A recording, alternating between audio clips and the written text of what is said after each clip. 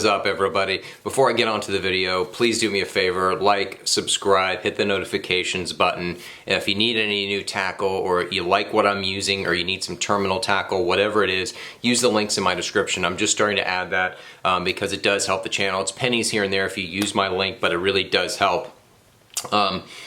As you know, making a YouTube is very expensive, so it could be, I don't make hardly any money at this at all. So every little thing does help, especially hitting the notifications, subscribing, and sharing this information. So if you do like my channel, I mean, I try to make it as entertaining, as cinematic as possible. I also try to give you all the information that I have as far as techniques, what I'm using, how I'm using it, and how to catch these fish. Just to help you guys catch more fish. That is my goal here. Catch more fish and have some fun. So please hit all the buttons that you have to hit, and I really appreciate it. So as I get into this video, this is a little bit controversial. You know, I've had many conversations with people because I want to know their thoughts.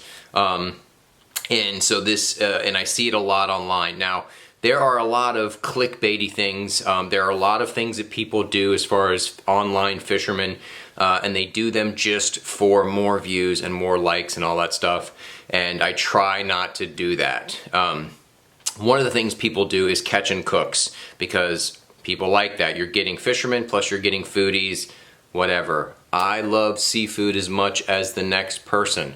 I rarely eat it at home, but when I do go on vacation, I do try to get fresh fish because it's delicious, especially grouper. Not to mention calamari, shrimp, all that good stuff, mahi-mahi. I love fresh seafood. Crab, one of my favorites. But here's the thing. I never, ever, ever keep what I catch. I say this in the videos, and there's many, many reasons why. Number one, we kind of tend to underestimate the impact that we have on fisheries. Okay, if there's striper fishing in Castaic and everybody's keeping their limit, especially in the summer into fall when the place is going off, people catch their limit. They pack the boat full of people so everyone can keep everybody's limit, you know, so they're catching and keeping a lot of fish, especially big fish, breeder fish that are out there spawning and stuff like that. And honestly, I've seen a decline in the numbers since I started fishing there in the mid-2000s. Some say it's better for the bass, but I don't believe that at all. And here's why. They say that, you know, cutting down on the striper is better for the bass population because of bait. Now, there's never an issue with bait in that lake. You know, the bait is largely, the lake is too big for that striper population to affect it. Like I said, they're very smart people and very avid fishermen think otherwise, but I just don't buy it. There's just not enough information to prove to me that the striper are affecting the bass, because the bait is there. There are some years recently, and you know, you can talk to guides that are on the water every single day. They'll tell you that there have been years recently, including last year, that place is packed full of bait, whether it's the silver sides that seem to be everywhere or giant balls of shad. Now, if you're seeing the shad or not, it is largely dependent on the water levels.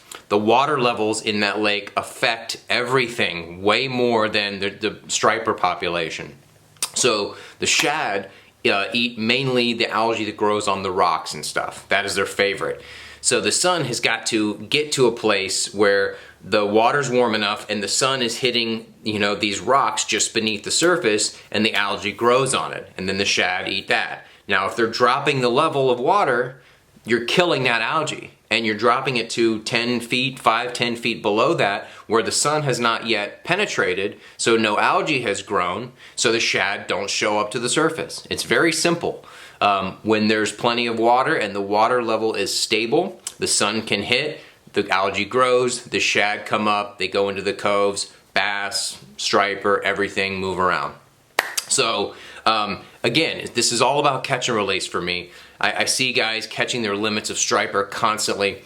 You can catch striper in freshwater all over the country, but it is a very unique fishery here in California. There's only a couple lakes that have striper as well as largemouth bass, and in the case of Castaic, smallmouth as well. So clearly, there's no shortage of fish there, you know, especially the last few years.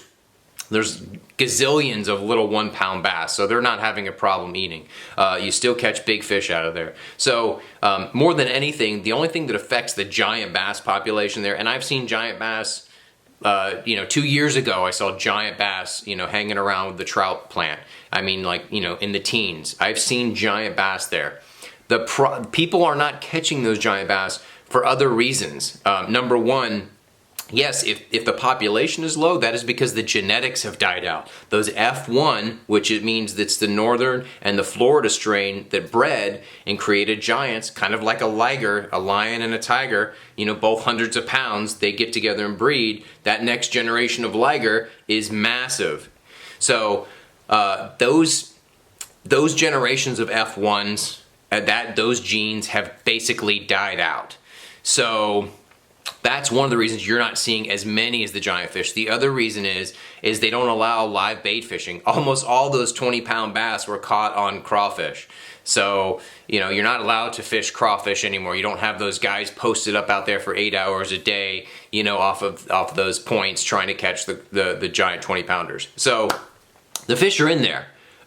You just have to fish it hard, probably with a swim bait, probably around the trout plants, and hope you get them. And also, like I said, the levels, if the water levels are stable. So again, back to catch and release. Castaic and the striper fishing is one of my most favorite times of year. It is so exciting to get on a striper boil. Trolling is kind of like a, whatever. If I can do it in order to catch fish, I might do it. But it's kind of like a backup because the boils are just way more fun. You see those boils, it's just visually exciting. It's thrilling to try to get there in time, especially without all the other boats ramming you. Like getting the perfect cast and then seeing it blow up and you're fighting a 6 to 8 pound striper on the surface, and it's just fantastic. So stay tuned to this channel because I'm going to be fishing those striper hard this year, just like I did last year. It is so much fun. So I'm going to talk briefly about saltwater because I got into it with some guys a while ago, but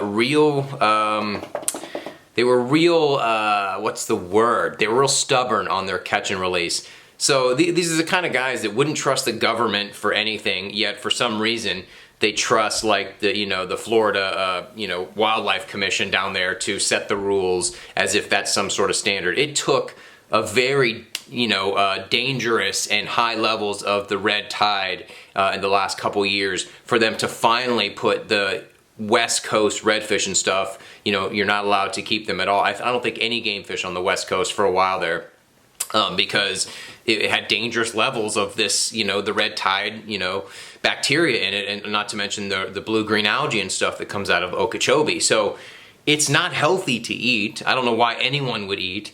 Two, if you're an avid fisherman, you're fishing all the time, why would you keep a game fish, that, you're only depleting future generations, including yourself, from catching it? Now, these guys that were taunting me online, they were fishing an inlet where there's always a healthy amount of snook, and he was trying to tell me that was an indication of the population of snook, which is ridiculous. One cold front can wipe out 1 million snook. And we've seen that many times in the past, 20 years in Florida. One cold front wipes out a whole generation. We just saw this in Texas, these cold fronts that wiped out just millions of fish. I've seen millions of fish get wiped out from a cold front or these red tides that they're not stopping. The red tide is going to keep happening. This is the worst red tide that's happened in 30 years, say people that live in Florida. I experienced it in Jensen Beach on the East Coast. It was making me choke and the fish were dead. I mean, it was crazy. So, number one, why would you want to add to that? You think, oh, you're just one guy keeping one fish. No, it's millions of people that come to Florida to fish, and everybody wants to keep these keeper fish, if it's slot size or legal. I talked to guides on the West Coast, and they're like, yeah, there's like 300 guides going out, and every client wants to keep a fish. It's part of the whole deal. So if everybody wants to keep a redfish, there's 300 guides going out every single day or every single weekend or whatever. What do you think is going to happen to the population? And that is just from fishermen, okay? So again, if it weren't for fishermen, a lot of these estuaries and a lot of these environments and habitats would be destroyed. So it's all about the fishermen helping those things. Then there's the case of industrial fishing. Industrial fishing is happening all over the place, and it is wiping out fish species at an alarming rate. So why would you want to keep any fish? That's why I don't go out on party boats anymore. I used to. It's a blast, but they keep the fish, they kill the fish. I don't want to see that. I don't want to be a part of killing these fish. One, because honestly, like, it's another living thing, and that may sound hypocritical or whatever, but I don't want to see that. I don't want to see they're bleeding all over the place. I mean, I've had fish as pets, and you see that there's something going on there. They're not just like mindless creatures. So, you know, I don't want to contribute to their torture, their harm, or killing them. You know, like I said, that's why I would never keep anything that I catch. If something happens to die, like a trout, I throw it back in the water for nature to deal with. You know, the birds will deal with it. You know, another fish will deal with it. Whatever it is, like, put it back into the ecosystem. So anyway, like I said, down in Florida, I don't keep these fish. People have asked me to keep, you know, for my fish that I catch, which is that just seems disrespectful. I'm like, no, you catch your own, you deal with what you're doing, as long as you're doing it legal, whatever. I got nothing to say about it. You know, it sucks to me because, again, if you grew up in Florida, and I've been going down there for over 40 years, okay? 45 years I've been going to Florida, and I've seen the populations of game fish ebb and flow, and mostly ebb. So if things are left untouched for a while, the population rebounds really, really quick, especially in the case of like redfish. But, you know, if you keep hammering these spots, especially the inlet, and you think, oh, it's an endless supply of slot-sized snook, I couldn't imagine anyone who would keep a snook. Not to mention film it and show people on YouTube, because you're just endorsing more. Now, the one exception is my man down there in Jamaica. You know who you are. You live on an island, man. You gotta eat fish, you gotta eat fish. So you got the exception. But these people down in Florida that are fishermen, that are keeping game fish, it's just, you know, like I said, some say it's controversial, you know, why, but, you know, you're gonna spend $30, you know, to fish for the day, or in the case of Sanibel, you're spending, you know, a lot of money to fish. It's very expensive to park there and to drive over, plus all your gear, your bait, and then you're going to keep a fish. It just doesn't make sense. It's like the most expensive fish you could get, you know. So, and again, there's other species, mangrove snapper, you know, sheephead, that seem to be plentiful and all that stuff, but do you really want to eat these fish? You know, you've got oil spills, you've got the plastics breaking down in the water, you've got the red tide, you got the blue-green algae coming out of Lake Okeechobee. Thanks, Ron DeSantis, he hasn't done crap about that, because there's a massive algae bloom, and he said that he was going to, you know, work on the water problem because there was so much pressure with that red tide. You're going to ruin a fishery and billions of dollars in tourist you know, taxes and income that comes into that state, and, you know, they're doing nothing about it because Big Sugar runs that state. So anyway, Lake O is about to, you know, unleash all that nastiness. It's going to cause so many problems.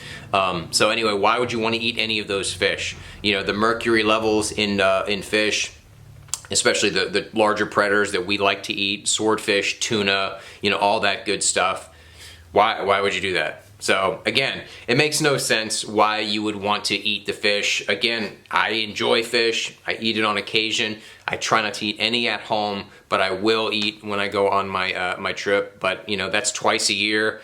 I eat it maybe 2-3 times, you know, so obviously, as far as the health concerns, it's not going to bother me, but also just from a moral and ethical standpoint, you know, a couple of, you know, it's not really going to hurt anything. So again, just my opinion. I just feel like we got to kind of come together as a team to protect these fisheries, to protect these fish. You know, I catch the fish, I take a picture, I try to take care of it as much as possible. I don't try not to damage the gills, try not to damage the fish. I treat it respectfully. I don't fling it around. I don't put it in a live well for a later picture. I don't, you know, 6-pack them because I think that looks gross. You know, I just take a picture of the fish and let it go. So I just suggest you guys do the same thing. Respect the fishery that you live near, that you like to fish. Respect the fish and the environment. You know, clean up after yourself. Obviously, that goes without saying. And respect your fellow fishermen. And that is it. All right, thank you so much for watching, everybody. I'll see you tomorrow.